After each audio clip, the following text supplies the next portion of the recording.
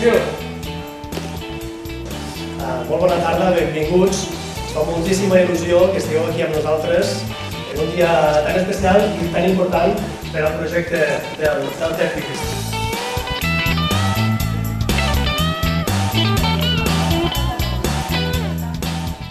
Com neix el TEPBIS? Com neix el TEPBIS? Home, doncs mira, estava un moment ben complicat, teníem de reinventar-nos a fer coses noves i saps com es fa això de reinventar-se? És qüestió de mirar, a veure, qui té inventiva, qui té talent, mirar al voltant què fan els altres, fer créixer els de la casa i mira, doncs entre que vam veure una cosa que feien a Argentina que ens va agradar, vam veure que aquí hi havia no tan sols grans periodistes, sinó hi havia grans periodistes, grans locutors, grans guionistes, maquilladors, etc. Han crescut d'una forma extraordinària. Vam aconseguir col·laboracions d'amics, que sempre en tenim i sempre són bons, no? Si avui és possible TEPBIS és perquè hi ha una confluència, no?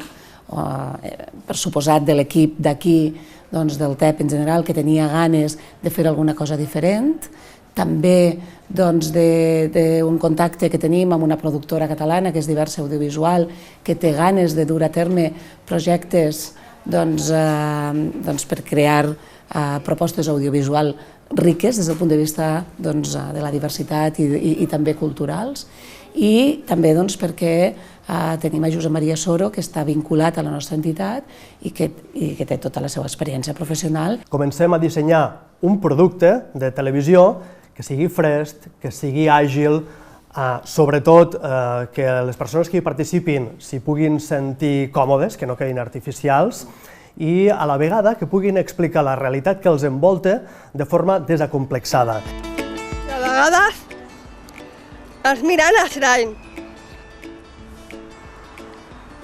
Com si estiguessin malalts.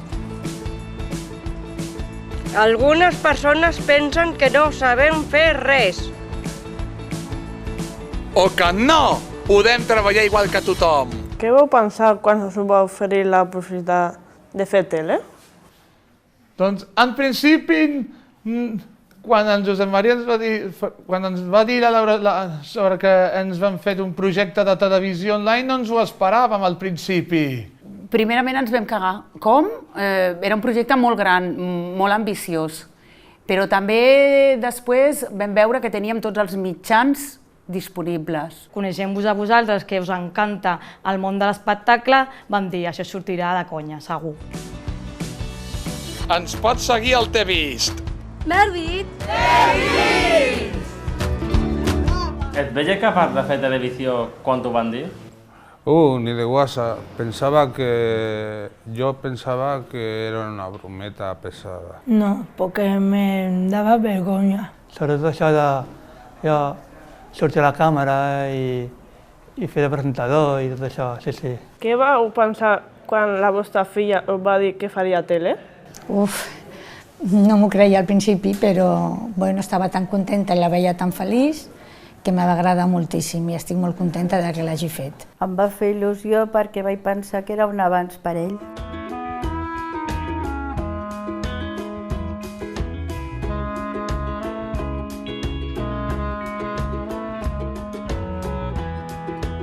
Quins objectius buscàveu?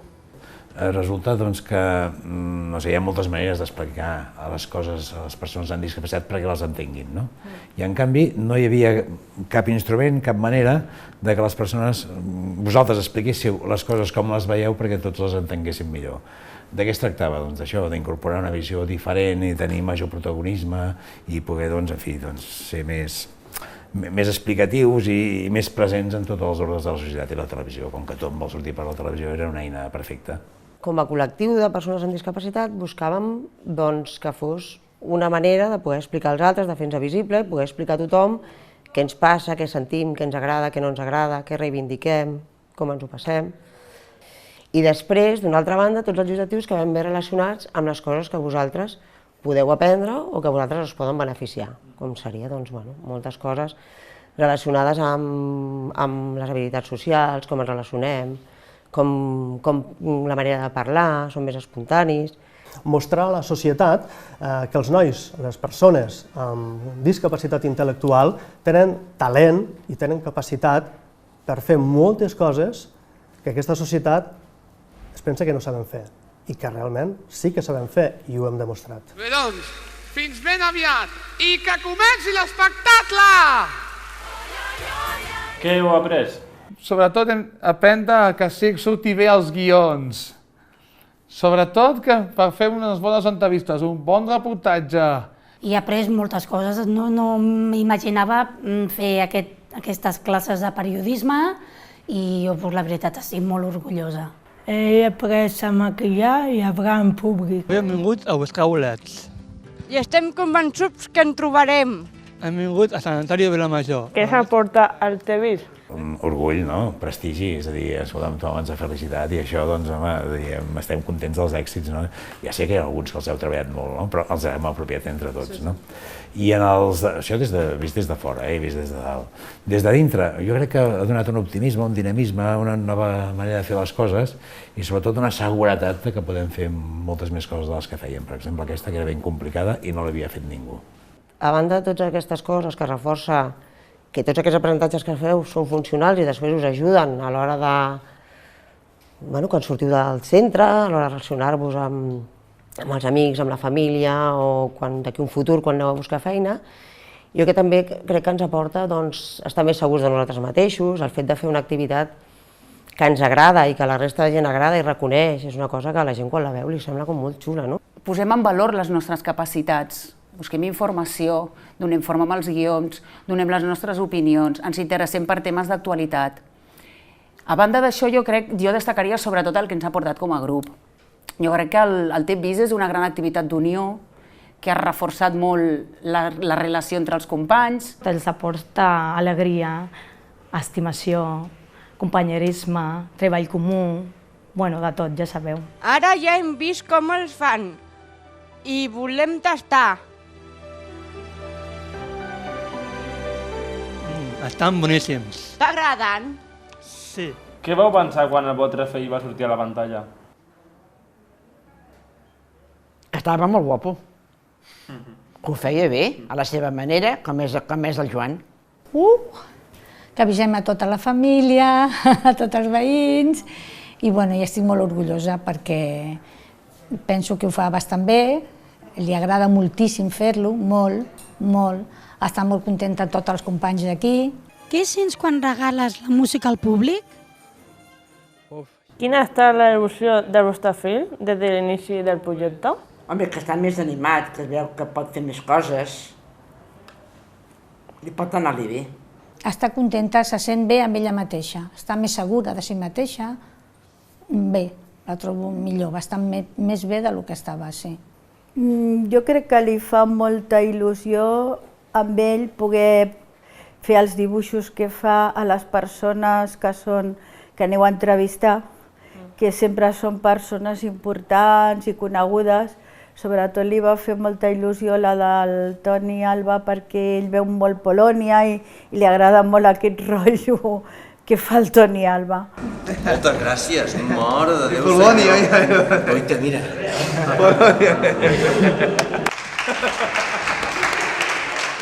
Quina repercussió ha tingut el programa i què us diu la gent?